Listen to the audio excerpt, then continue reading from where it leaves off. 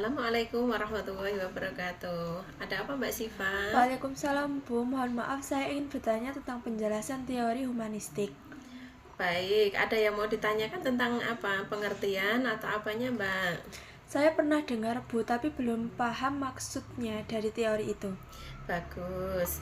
Teori humanistik adalah teori belajar yang berpusat pada pengembangan potensi manusia secara menyeluruh, baik secara fisik, emosional, sosial, maupun spiritual.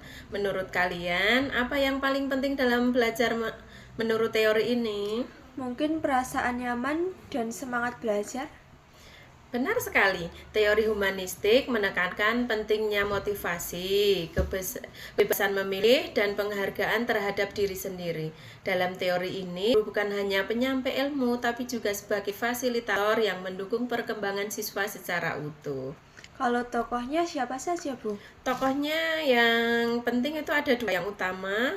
Yang pertama adalah Abraham Maslow dan Carl Roger. Maslow terkenal dengan teori hierarki kebutuhan, sedangkan Roger dikenal dengan pendekatan student-centered learning. Oh, jadi yang penting itu kebutuhan dan perasaan siswa ya Bu? Benar sekali, menurut Maslow, siswa akan belajar dengan baik jika kebutuhan dasarnya terpenuhi dulu.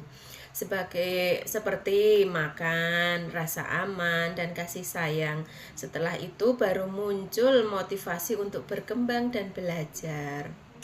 Terus latar belakang teori ini munculnya kapan Bu? Teori ini berkembang sekitar tahun 1950-an sampai 1970-an sebagai respon terhadap pendekatan sebelumnya yang terlalu menekankan pengukuran perilaku dan proses kognitif semata. Humanistik ini melihat manusia sebagai makhluk yang utuh dan unik, bukan sekedar manusia yang diberi stimulus dan respon.